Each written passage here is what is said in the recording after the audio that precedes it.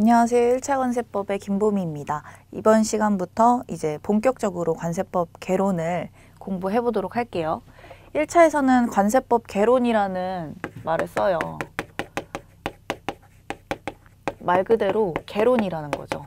그래서 1차에서는 관세법 개론이지만 이제 2차에서 관세법을 쓰시겠죠, 여러분들이. 그리고 이 관세법에는 사실 별표에 HS 그 품목 분류가 들어가고 그리고 관세 평가도 들어가죠. 그래서 사실상 관세법 개론을 잘해야 2차 시험에 관세법, HS, 관세 평가까지 잘할 수 있다라는 뜻입니다. 그래서 여기서 개념을 잘 잡고 가셔야 2차에서도 좋은 점수를 받기 때문에 반드시 이제 1차에서 관세법 개론을 좀 탄탄하게 하고 가셔야겠죠. 우리 관세법 개론이라고 1차에서 이야기를 하고 있지만 여기에서는 관세법을 보기도 하고 FTA 특례법도 같이 나오게 돼요. 일반적으로 FTA 특례법이 5문제가 나오고 관세법이 20문제가 나오게 됩니다.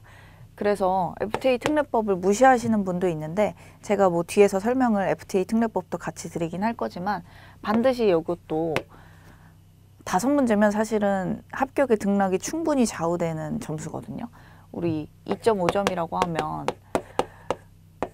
12.5점이잖아요. 10점 넘게 차이가 나는 거기 때문에 FTA 특례법 공부 안 하고 갈래? 라고 해서 관세법 개론에서 좋은 점수를 받을 수가 없습니다. 그래서 보시면 2.5점이 아니라 25문제이기 때문에 100점이면 4점이죠, 4점. 그래서 이렇게 좀 많은 점수를 차지하고 있는 FTA 특례법을 절대로 버리면 안 된다라는 뜻으로 설명을 해드린 거고 20문제, 5문제씩 일반적으로 나오게 됩니다. 그래서 관세법을 먼저 배우시고 우리 끝나는 부분의 끝부분에 FTA 특례법도 배우실 거예요. 자, FTA 특례법은 말 그대로 프리 트레이드 어그리먼트라고 해서 뭐 한미 FTA, 한중 FTA 이렇게 FTA를 체결을 하면 그 국가 간에는 관세가 없습니다. 그래서 여러분들이 일상생활에서 잘 모르고 계시지만 중국 FTA를 체결해서 뭐 굉장히 다이소에서 파는 그런 1,000원짜리들 있잖아요. 그런 것들도 원래 관세가 다 있었는데 한중 FTA로 관세가 많이 없어졌고요. 그리고 한미 FTA를 체결해서 뭐 포드나 이런 자동차들 이런 것들도 관세가 거의 없고 그리고 뭐 유럽 한 EU FTA 이런 것들을 체결을 해서 우리 명품 백들 있잖아요. 샤넬이나 루이비통 이런 것들도 사실상 관세가 없이 들어올 수가 있습니다.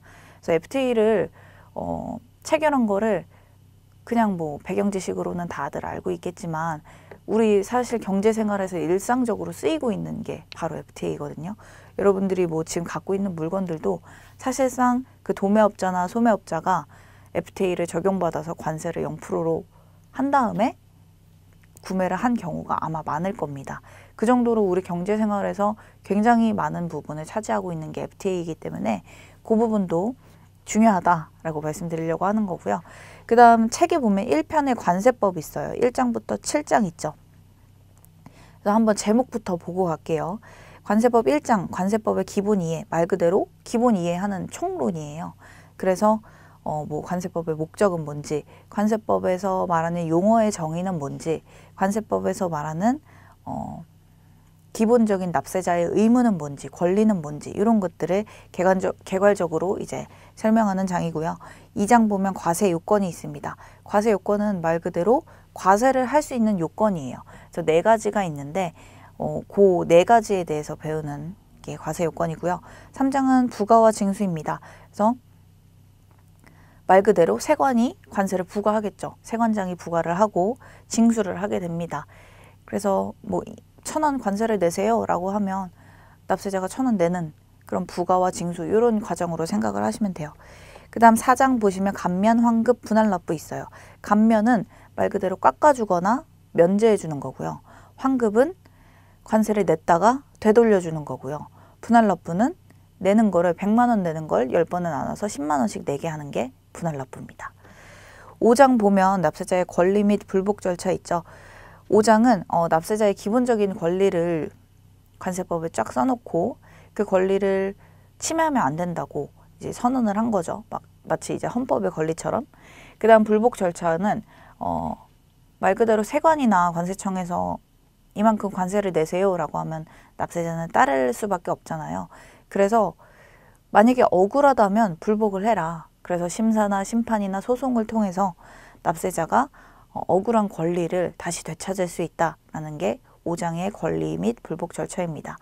이것도 이제 굉장히 많이 나오죠. 그리고 뭐 요것만 이제 전문으로 하시는 관세사분들은 굉장히 큰 소송이나 물론 소송 대리권은 관세사가 직접 갖고 있진 않지만 심사나 심판에서 기여를 하는 경우가 많습니다. 뭐 회사명을 정확히 말씀드릴 수는 없지만 대기업이나 이런 곳에서 관세를 낼 때는 정말 천문학적인 관세를 이제 내게 돼요. 5년치 관세를 한꺼번에 내기 때문에 막 1,000억, 2,000억 이런 식으로 부과되기도 하거든요. 그래서 그렇게 큰 금액이면 당연히 그 기업의 입장에서는 굉장히 손해가 크기 때문에 소송을 하게 됩니다. 심사, 심판, 소송을 하게 되고 그런 것들이 불복 절차라고 보면 돼요. 밑에 보면 운송 및 통관이 있습니다. 운송은 말 그대로 운송이에요. 그래서 여러분들 차로 지나가는 거 그런 보세 운송 차량 뭐 보신 적이 있겠지만 차량, 뭐 기차, 뭐 에어, 말 그대로 비행기, 그 다음에 트럭, 그리고 배, 시, 프레이트 이런 것들이 다 운송에 해당됩니다. 그래서 관세에서는 크게 이제 비행기, 배, 차량 이렇게 해서 운송을 하고 있고요.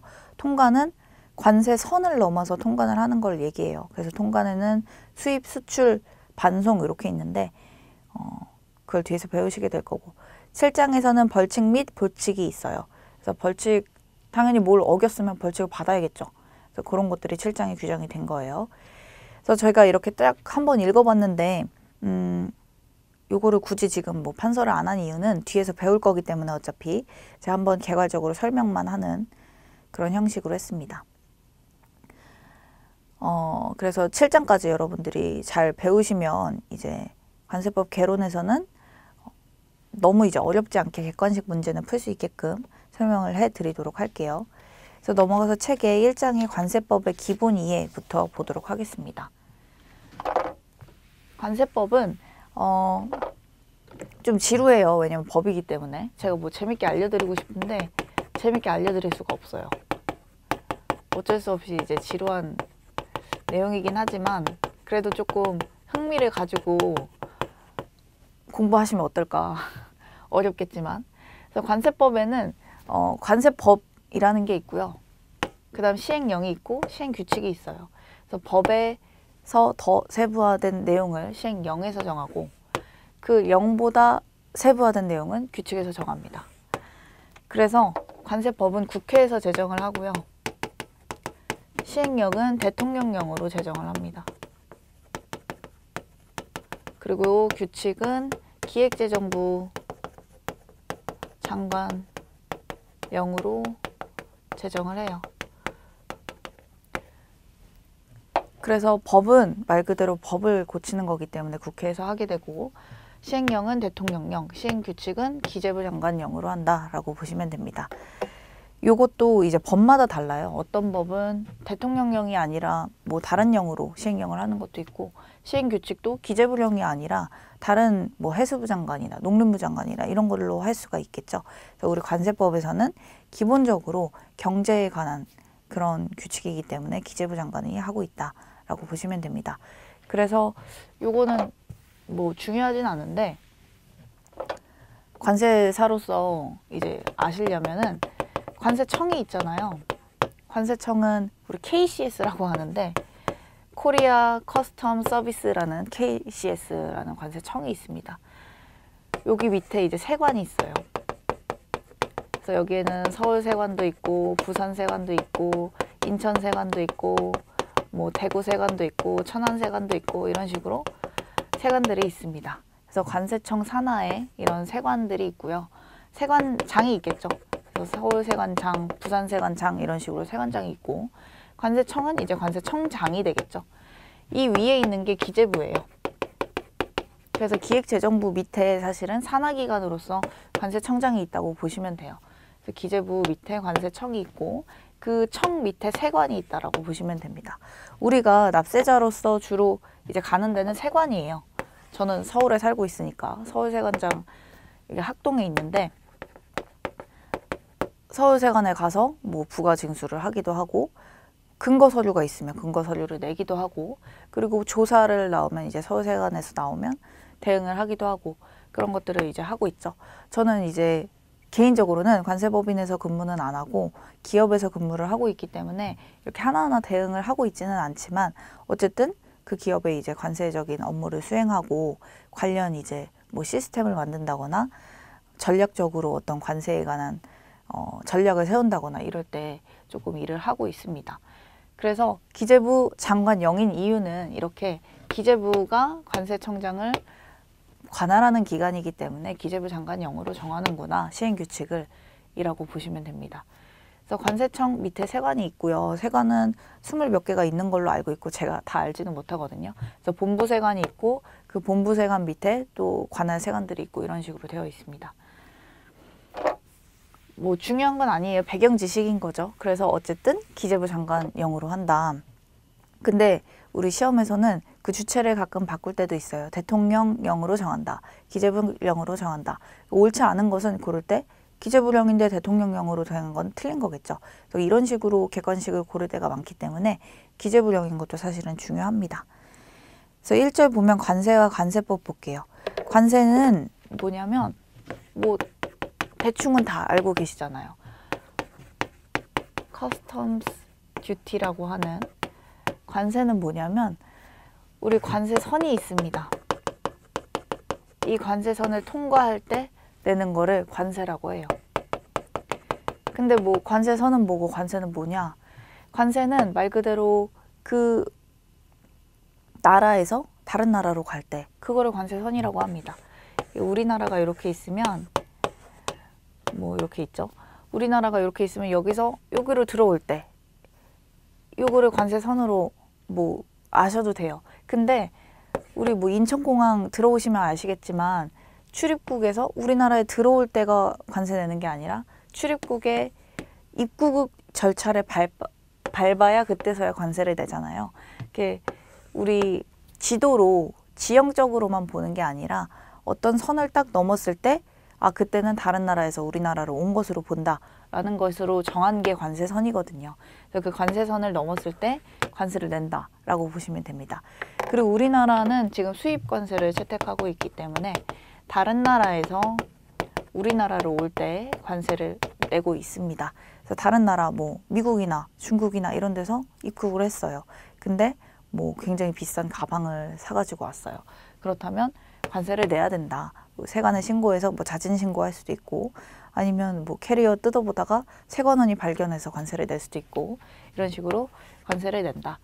그리고 제가 지금 여러분들 조금 편하라고 여행자 입장에서만 얘기했는데 기업 같은 경우에도 굉장히 많은 원재료, 원자재 이런 것들을 수입을 하겠죠. 그래서 수입할 때는 다 관세를 내고 있습니다. 기본적으로 관세는 8%예요. 기본 관세는. 그래서 100만 원짜리를 내면 100만 원짜리를 사면 8%, 100만 원에 8% 얼마죠? 8만 원이죠. 8만 원을 관세로 내야 됩니다. 기본적으로는.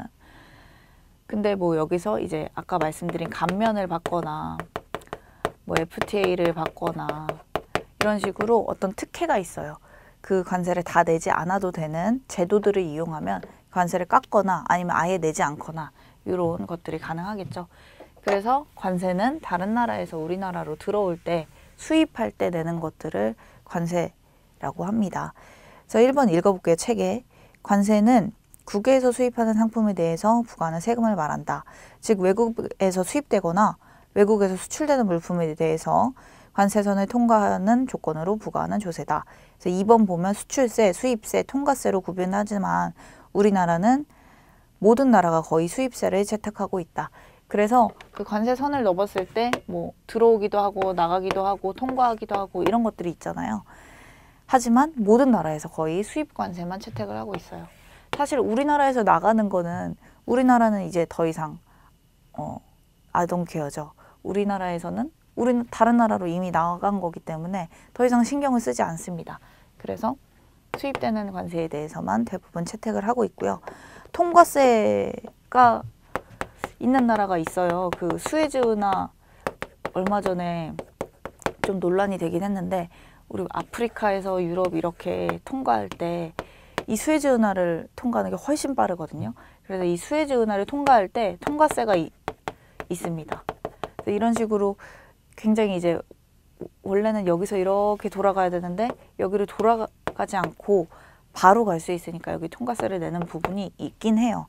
그래서 그런 것들은 굉장히 예외적인 경우고 모든 나라가 대부분 수입 관세를 채택을 하고 있어요. 밑에 보면 관세 징수의 우선이 있습니다. 1번 보면 그 위에 칸 관세를 납부해야 되는 물품. 그래서 관세를 납부해야 되는 물품은 다른 조세, 기타 공과금, 채권을 우선해서 관세를 징수한다 라고 돼 있죠. 그게 무슨 말이냐면 뭐 이렇게 읽으면 아무렇지도 않을 수 있는데, 관세를 납부해야 되는 물품, 즉 관세를 내야 되는 물품에 대해서는 다른 조세, 기타 공과금, 채권에 우선해서 징수를 한다. 즉 1순위라는 거예요. 그래서 이 사람이 관세도 내야 되고 국세도 내야 되고 채권도 있고 빚도 있고 이런데 어느 거를 가장 먼저 충당을 할 거냐라고 봤을 때는 관세가 1순위다. 그래서 관세를 내야 되는 물품은 다른 어떤 빚이 있어도 일단 관세부터 내야 된다라는 걸 조항으로 적어둔 거예요. 그 다음 2번 관세를 납부하여야 되는 물품이 아닌 재산. 국세 징수 예에 따라 관세를 징수하는 경우에는 강제징수 대상이 관세를 납부해야 되는 물품이 아닌 재산인 경우 우선순위를 국세기본법의 국세와 동일하게 한다. 즉 관세를 납부해야 되는 것이 아닌 물품이 있을 수 있어요. 그런데 왜 관세법에서 다루냐? 체납처분의 예라는 게 있습니다. 그래서 국세 징수를 할 때 굉장히 예외적으로 관세를 납부해야 되는 물품이 아닌데도 관세를 억지로 내야 되는 그런 체납처분의 예, 여기 우리 책에서는 국세 징수의 예라고 돼 있죠. 그래서 이때 관세를 징수하는 아주 예외적인 규정이 있는데 이때도 1순위라는 겁니다. 왜냐하면 다른 이제 국세와 동일하게 한다라고 돼 있는데 국세기본법에서 국세는 1순위예요. 그래서 관세를 동일하게 한다라는 뜻은 1순위라는 뜻입니다. 그래서 결국에는 그 위에 표, 아래 표 다 1순위라는 뜻이에요. 그래서 관세를 납부해야 되는 물품은 당연히 다른 채권이나 기타 공과금을 우선해서 징수를 하는 거고, 납부해야 되는 게 아닌데도 아주 예외적으로 납부를 할 때도 1순위로 본다라는 거죠. 그만큼 관세는 중요한 거니까 빨리빨리 내라 라는 거고요. 밑에 보면 내국세 등의 부가 징수 있어요. 보면 옆에 21년, 15년, 14년, 16년 기출 있죠. 굉장히 중요하고 맨날 나옵니다. 이거는 외워야 되는데 1번 보면 관세법 규정에 우선 적용이 있습니다. 수입 물품에 대해서 세관장이 부가 징수하는 부가가치세, 지방소비세, 담배소비세, 지방교육세, 개별소비세, 주세, 교육세, 교통에너지 환경세, 농어촌 특별세, 이하 내국세 등은 부가징수 환급에 대해서 그 관련 법의 규정과 관세법의 규정이 상충해도 관세법을 우선 적용한다라고 돼 있죠. 그래서 어떤 다른 국세랑 관세랑 충돌이 돼요. 예를 들어서 뭐 부가가치세도 내야 되고 관세도 내야 돼요. 그러면 뭘 더 먼저 적용할까요? 라고 하면 관세법을 먼저 적용하라는 뜻입니다. 그래서 다른 이제 국세 관련된 법에도 사실은 규정들이 다 있어요. 왜냐하면 똑같은 세금이기 때문에 규정들이 있지만 그 규정을 상충될 때는 관세법을 우선 적용하라는 뜻이고요. 이게 객관식에 많이 나오는 이유는 외워야 되기 때문입니다. 그래서 외우세요. 부지, 담지, 개주, 교농 이런 식으로 외우시면 되는데, 부는 부가가치세겠죠. 지는 지방소비세, 담은 담배세, 그 다음에 지방교육세, 개별소비세, 주세, 교통에너지 환경세, 그 다음 교육세, 그리고 농어촌 특별세, 이렇게의 관세가 우선한다 라고 보면 됩니다. 이거 말고 국세가 더 많아요. 굉장히 많은데 그 중에서 이것들에 대해서만 관세가 우선한다 라고 보시면 되기 때문에 부지, 담지, 개주, 교교, 농 요거에 관세가 우선한다라고 보시면 됩니다. 그래서 밑에 보시면 주의, 수입 판매세, 법인세, 농어촌 개발세, 유류세는 해당되지 않는다. 즉 여기 부지, 담지, 개주, 교교, 농이 아니면 우선하지 않아요. 그래서 1차 시험에서는 이렇게 아닌 거를 섞어서 옳지 않은 것은 이라고 내는 경우가 많습니다. 그래서 외우라고 하는 거고요. 부지, 담지, 개주, 교교, 농 외우면 쉽겠죠? 객관식에서. 그래서 넘어가 볼게요. 기출문제에 딱 나와 있죠. 영국의 다국적 기업이 우리나라 자회사 공장에 1억 원의 장비를 무상 기증했대요. 그래서 장비가 수입될 때 세관장이 부과할 수 있는 조세가 아닌 것은, 그래서 요거는 4번이 답이 됩니다. 요것도 부지, 담지, 개주, 교교, 농 요거를 외우셨으면 나머지는 다 거기에 해당되는데 증여세는 해당이 되지 않죠. 그래서 4번 증여세가 답이 됩니다. 관세법상 세관장이 부과할 수 있는 조세라는 거는 관세법이 적용된다는 거기 때문에 관세법이 우선 적용되지 않는 것은 요거를 물어본 거랑 똑같아요. 그래서 약간 이제 사례형처럼 나오긴 했지만 그거는 여러분들 쉽게 그냥 너무 쉽게 풀지 말라고 한 거고요. 다음 넘어가서 체납된 내국세 등의 세무서장의 징수 볼게요. 수입 물품에 대해서 세관장이 부과징수하는 내국세 등의 체납이 발생할 때는 징수의 효율성을 고려해서 필요하다고 인정될 때 주소지 관할하는 세무서장이 체납세액을 징수할 수 있다라고 돼 있죠. 그래서 원래 수입 물품에 대해서는 아까도 말씀드렸지만 세관장이 징수를 해야 돼요. 근데 국세랑 막 같이 관세도 걷어야 되고 이런 상황이 있다면 그 국세 걷을 때 관세 같이 걷으면 되잖아요. 그래서 편의상 그냥 세무서장이 징수해라 라는 겁니다. 원래는 세관장이 관세 그리고 국세는 세무서장이 이렇게 징수를 해야 되는데 세무서장이 이왕 하는 거 국세랑 관세 같이 해라 라는 뜻입니다. 밑에 보시면 관세청장이 아니라 세무서장이 체납세액을 징수할 수 있다. 즉 국세를 징수할 때 같이 징수를 한다. 우리 객관식이다 보니까 이 주체를 바꾸는 것도 많이 나와요. 그래서 세관장인데 뭐 세무서장으로 바꾼다거나 세관장인데 관세청장으로 바꾼다거나 이런 식으로 많이 나오기 때문에 주의 이렇게 돼 있는 게 사실은 기출문제에서 보기로 나왔던 것들입니다. 그래서 관세청장이 아니라 세무서장이 체납세액을 징수할 수 있다. 밑에 알아두기 볼게요. 세무서장이 체납세액을 징수하기 위한 요건. 첫 번째 보면 관세 체납은 없고 내국세 등만 체납됐을 것. 두 번째 보면 1,000만 원을 초과했을 것. 두 가지 모두 해당돼야 됩니다. 선택이 아니라 내국세만 체납이 되고 그 합계가 1,000만 원을 초과해야지 세무서장이 같이 징수를 할 수가 있는 거예요. 그 다음 징수할 수 없는 경우 세무서장이 첫 번째 보면 뭐 이의신청, 심사, 심판 청구가 계류 중인 경우, 즉 아직도 소송을 하고 있는 경우죠. 두 번째는 회생 계획 인가 결정을 받은 경우. 세 번째는 매각 압류를 유예받은 경우, 즉 아직 뭐가 정해지지 않았기 때문에 세무서장이 체납세액을 징수할 수 없습니다. 그래서 알아두기도 조금 별표를 쳐놓고 요거를 외우실 필요는 없지만 이런 지문이 나왔을 때 고를 수는 있어야 된다라는 정도만 알아주시면 될 것 같아요. 이거를 뭐 2개, 3개 외워야 된다 요건 아니고 물론 2차 시험에서는 외워야겠지만 1차 시험에서는 이런 게 있구나 정도 확인하고 가시면 될 것 같습니다. 밑에 보면 관세 부가징수 환급 규정 적용 있죠. 관세법에 따른 가산세, 강제징수세 이런 것들에 대해서 관세법 중 관세 부가징수 환급에 대한 규정을 적용한다. 그래서 관세법에 대해서는 이제 관세법에 부가징수 환급을 적용한다. 이것도 왜 나온 말이냐면 국세에도 부가징수 환급에 대한 그런 법들이 조문이 다 있어요. 근데 관세에 대해서는 뭐 국세 기본법에 나오든 국세 징수법에 나오든 어떤 큰 법에서 나오더라도 관세법이라는 특수한 법이기 때문에 관세법을 따른다 라고 보면 돼요.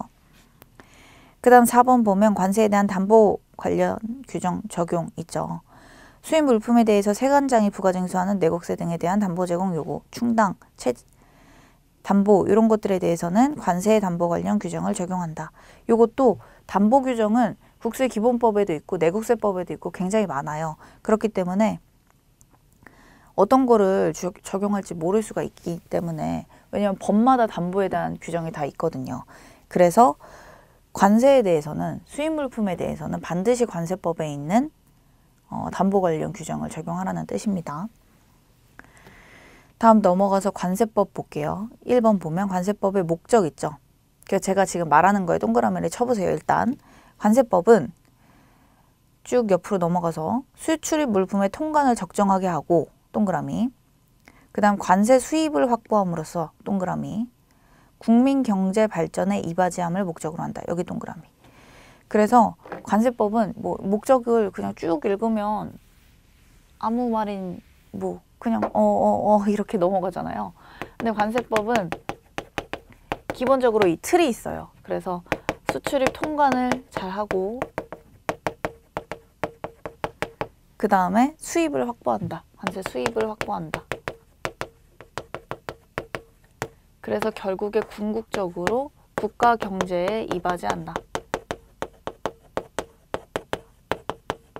이게 관세법의 목적입니다. 그래서 여기가 키워드라는 거예요. 수출입 통관을 적정하게 하고 수입을 확보함으로써 국민경제, 국가경제에 이바지한다. 라는 건데 국민경제라고 되어 있네요. 수출입 통관이 우리 관세법 앞쪽에서 배우는 부분이고요. 그 다음 관세 수입 확보. 이게 이제 관세법의 초반 부분에서 수입 확보가 나오고 후반 부분에서 통관 부분이 나옵니다. 그래서 앞쪽에서는 대부분 우리 지금 계속 뭐 담보 관련된 규정, 어떤 법에 우선하느냐 규정 이런 것들 배우고 있잖아요. 그게 바로 관세 수입을 확보하기 위한 조항들이에요. 그래서 수입을 확보하고 통관을 적정하게 해서 결국에 국민경제에 이바지하게 함을 목적으로 합니다. 밑에 보면 관세법의 성격이 있어요. 요거는 외우실 필요는 없는데 어떤 성격이 있는지 정도는 아셔야 될 것 같아요. 첫 번째 보면 조세법적 성격이 있습니다. 관세법은 세금이에요. 말 그대로 세금이라서 조세법적 성격을 갖고 있어요. 밑에 보면 통관법적 성격이 있습니다. 아까도 말씀드렸지만 관세법은 수출입하고 반송하고 이런 것들, 물품이 왔다 갔다 하는 것들에 대해서 규정하고 있는 법이잖아요. 그래서 통관법적 성격을 가지고 있습니다. 형사법적 성격은 아까 목록 얘기할 때 말씀드렸는데 우리 어떤 관세법을 어기면 벌칙이나 규정이 있어요. 그래서 징역을 살기도 하고 벌금을 내기도 하거든요. 그래서 그런 거에 대한 형사법적인 성격도 있어요. 그 다음 국제법적 성격. 당연히 관세법은 외국에서 우리나라로 오는 물품에 대한 규정이기 때문에 당연히 WTO나 WCO나 이런 국제 협약에 가입이 돼 있습니다. 그래서 그 협약에 가입된 내용을 우리나라 관세법에도 반영을 반드시 해야 돼요. 왜냐하면 회원국이기 때문에. 그래서 전 세계 나라가 사실 관세법이 그렇게 크게 다르지는 않습니다. 물론 다른 부분도 많지만 어쨌든 국제적인 협약을 통해서 국제기구에서 맺은 회원국들이 많기 때문에 국제법적 성격도 가지고 있어요. 밑에 보시면 쟁송 절차법적 성격. 아까도 말씀드렸지만 뭐 관세를 1000억을 갑자기 맞았어요. 그럼 당연히 이거 억울해요 라고 심사심판 소송을 제기할 수 있겠죠. 그래서 억울한 구제제도를 구제를 하기 위해서 쟁송절차법적 성격으로 쟁송 절차를 할 수 있다라는 겁니다. 관세법은 이렇게 굉장히 많은 성격을 갖고 있어요. 그 국세가 아닌 세금이니까 조세법적인 성격도 갖고 통관을 해야 되니까 통관법적 성격, 그리고 처벌을 직접적으로 해야 되니까 형사법적인 성격, 그리고 다른 나라에서 오는 물품이기 때문에 국제법적인 성격, 그리고 구제를 할 수 있는 권리구제 성격인 쟁송절차법적 성격 5가지도 가지고 있다라고 보시면 됩니다. 그래서 이런 것들은 객관식에 이렇게 툭 나오진 않아요. 다음 중 성격이 아닌 것은 이렇게 나오기는 힘들긴 한데 우리 2차 관세법에서 관세법의 성격을 뭐 서술해라 라는 것도 나온 적이 있고 굉장히 기본적인 거기 때문에 그냥 옆에 있는 그런 텍스트를 무시하시더라도 이 5가지의 성격 정도는 반드시 알아두시는 게 좋습니다. 밑에 보면 관세법의 체계, 이거는 제가 아까 설명드린 거죠. 그래서 법이 있고 그 밑에 시행령이 있고 시행규칙이 있어요. 그래서 법은 국회에서 만들고요. 시행령은 대통령령으로 정하고요. 시행규칙은 기재부령으로 정합니다. 그래서 관세법에서 조금 더 세분화된 게 시행령이고 시행령보다 좀 더 세분화된 게 시행규칙이라고 보시면 돼요. 그래서 어떤 식으로 돼 있냐면 관세법에서는 뭐 일정 기간을 정해서 송부를 한다라고 하면 시행령에서는 그 여기서 일정 기간이라고 하면 7일을 의미한다. 이런 식으로 그리고 시행규칙에서는 그 7일에 있는데 7일에서도 어떤 경우에는 7일이지만 어떤 경우에는 뭐 3일로 한다. 이런 식으로 굉장히 세부적으로 점점점 들어가는 그런 구조를 갖고 있어요. 물론 이제 모든 법들이 그렇지만 그래서 법에서 조금 더 세분화돼서 정한 게 시행령이고 그거보다 더 세분화돼서 정한 게 시행규칙이다 라고 보시면 되겠죠. 그리고 주체가 누군지 국회, 대통령, 기재부령 이렇게 정하고 있다. 이 정도가 관세법의 체계에서 중요한 내용입니다. 그래서 다음 시간부터는 2절의 관세 용어의 정리부터 보도록 할게요. 용어의 정리는 말 그대로 관세법에서 쓰이는 단어들이 어떤 뜻을 갖고 있는지에 대한 설명을 정의한 것입니다. 그래서 다음 장 2절부터는 다음 시간에 뵙도록 할게요. 수고하셨습니다.